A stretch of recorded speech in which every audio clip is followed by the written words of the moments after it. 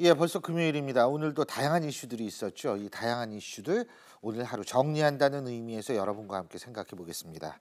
지금 스튜디오에 5분 나와 계신데요.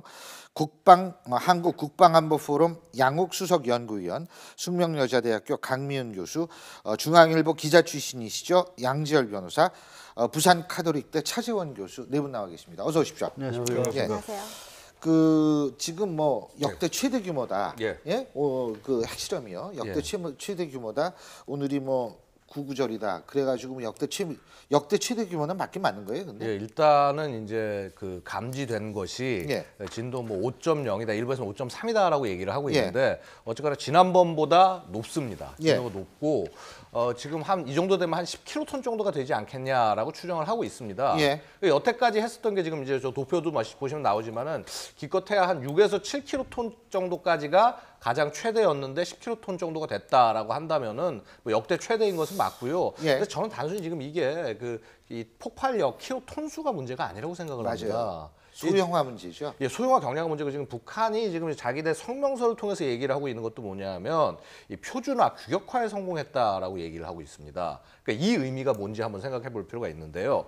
여태까지 북한이 뭔가 이렇게 핵 실험을 하기 전에 보면 미사일을 꼭 발사하지 않습니까? 미사일을 먼저 발사하고 핵 실험을 하거나 아니면 핵 실험을 하고 이제 미사일을 발사하거나 예, 했는데 그랬죠. 사실 여태까지는 따로 놓은 겁니다, 이게. 예, 무슨 말인고 하니 지금 북한이 여태까지 4차까지 했던 핵 실험은 이 자신들이 정말 이 핵 물질을 폭발시켜서 핵 분열을 제대로 일으킬 수 있나 이거를 계속적으로 실험을 한 건데 이번에 한 얘기가 북한의 한 얘기가 맞다라고 한다면 이제 얘를 무기에 집어넣을 수 있는 미사일에 쓸 수 있는 형태로 만들어 놓고 표준화로 만들어 놓고 난 다음에 얘를 터뜨렸는데 성공했다. 이건 뭐냐면 무기가 다 됐다는 얘기입니다, 이제. 그러니까 이 탄두를 미사일에 싣기만 하면은 이제 얘를 쏴서 하면 공격을 할 수 있다. 이렇게 되는 것이기 때문에 사실상 이제 북한이 핵 미사일이 거의 완성 단계에 다 왔다. 이렇게 얘기할 수 있는 굉장히 중대한 사건이라는 것이죠. 그 중대한 사건인데 우리 일반 국민의 입장에서 볼 땐 왜 맨날 풍계리에서만 하냐, 이런 생각을 가질 수 있거든요. 저희가 한번 CG로 준비를 해봤는데요. 도대체 풍계리에 있어서의 이 지형 지물이 어떻길래 이 근처에 사는 사람은 뭐예요? 그래서 이 풍계리 한번 보여주실래요? 예, 지금 풍계리 여기가 예. 지금 풍계리거든요. 예. 근데 그 핵실험 장소 나오고요. 예. 근데 여기가 뭐 제일 뭐 때문에 여기서 맨날 해요? 그러니까 결국은 뭐냐면 다 이 근처에서 다 한 거 아니에요? 예, 지금 맞습니다. 결국 이제 이 지형 자체가 이 돌산이라서 파고 내려서 들어갔을 때 결국 북한도 가장 걱정하는 건 뭐냐면 이게 만약에 터져가지고 이 리크가 됐을 때 만약에 예. 밖으로 새어 나왔을 때 수많은 사람들이 죽을 수밖에 없지 않습니까? 예. 그건 북한 스스로 바라는 것이 아닌 것이죠. 그러니까 예를 들어서 뭐 북한이 미국처럼 뭐 땅덩이가 넓어서 예. 사막에서 뭐 실험을 했는데 이게 뭐 영향이 안 간다거나 이런 게 아니고 결국 좁은 땅 안에서 해야 되는데 그럼 어떻게 하면 피해가 가장 적을 것이냐? 가장 단단한 그 광산이나 이런 걸 통해 가지고 해서 있는 그런 지형 안에서 해서 그 입구만 막아버리면은 그 예를 들어서 이제 방사능 이런 것들이 나오지 않으니까 그런 장소를 노리다 보니 결국 풍계리가 된 것이 아니겠느냐. 근데 이 풍계리 주민들이 실제로 병에 시달린다는 얘기가 있지 않습니까? 예. 예? 이게 제가 봐도 뭐 새 나가지 않는다. 그럼 북한 말을 어떻게 믿어요? 예? 사실은 뭐 지금 풍계리의 이 핵실험을 여러 차례 하는 바람에 지금 사실 가장 긴장하고 있는 이 주변국 중에 하나가 중국이거든요. 예. 중국은 지금 뭐 백두산의 그 용암이 분출해서 대폭발이 일어날 것이라는 여러 가지 또 별 얘기가 다 나오고 있죠. 있지 않습니까? 그런 얘기가 있지 않습니까? 바로 지금 북한의 핵실험 때문에 그 용암이 분출할 수 있는 그 상당한 그 계기를 만들어 줄 수 있다고 보는 거죠. 근데 그거보다도 더 큰 문제는 지금 이제 중국 입장에서는 지금 이제 북한이 아까 우리 양욱 의원께서 말씀하셨듯이 제가 봤을 때는 북한은 이제 핵 개발 프로그램을 완성한 것 같아요. 예. 오늘 뭐 석간 신문에는 지금 그래서 지금 동북아 기존의 안보 질서가 완전히 붕괴되는 거다. 예. 이럴 정도로 상당히 심각한 상황이거든요. 사실 뭐 지금 현재 우리가 핵 무장을 하지 않는 이상, 강대강으로 맞서지 않는 이상 어떻게 할 방법이 없는 그런 상황이지 않습니까? 물론 우리는 미국의 핵 우산을 의지를 하고 있습니다만은 그래서 지금 이제 여당 내에서는 지금 이제 핵 무장까지 강력하게 하자 이야기가 나오고 있기 때문에 과연 이런 상황을 지금 가장 주변국에서 영향을 예. 받고 있는 중국이 어떠한 자세를 취하느냐 그 부분은 또 우리가 지켜봐야 될 대목인 것 같아요. 뭐 중국이 이 용암 터지는 것만 무서워할 게 아니고 사드도 무서워하고 다 무서워한다면 사드도 싫어하고 다 한다면 예? 아, 사드도 배치 안 하게 되는 명분도 생기고 용암도 걱정 안 되게 만들 수 있는 방법이 있어요. 예. 핵을 포기하게 만들면 될 거 아닙니까? 결국 레짐 체인지죠. 그렇죠. 중국이 레짐 체인지를 시켜야 하고 시킬 수가 있냐의 문제인데 지금 북한이 왜 태어났나를 한번 생각해 볼 필요가 있습니다. 결국 이 38도선이 그어지고 소련이 와서 점령을 했을 때 일종의 완충지대로 생각을 한 것이고요. 한반도를 그 양쪽 세력 간에. 그리고 그 인천 상륙작전 통해 가지고 북한이 완전히 붕괴되려고 할 때 누가 와서 도와줬습니까? 중국이 와서 도와준 거 아니겠습니까? 뭐냐 하면은 결국 자신들에게 필요한 완충 국가가 필요하다라는 의미에서 북한을 지탱해 왔는데 문제는 북한 자체가 이제 더 이상 중국의 말을 듣지 않는다는 예. 거죠. 근데요. 예. 지금 이제 박근혜 대통령이 오늘 라오스에서 일정 취소하고 긴급하게 귀국을 했어요. 긴급하게 귀국을 했는데 뭐 다 좋습니다. 문제는 우리가 할 수 있는 게 뭘까요?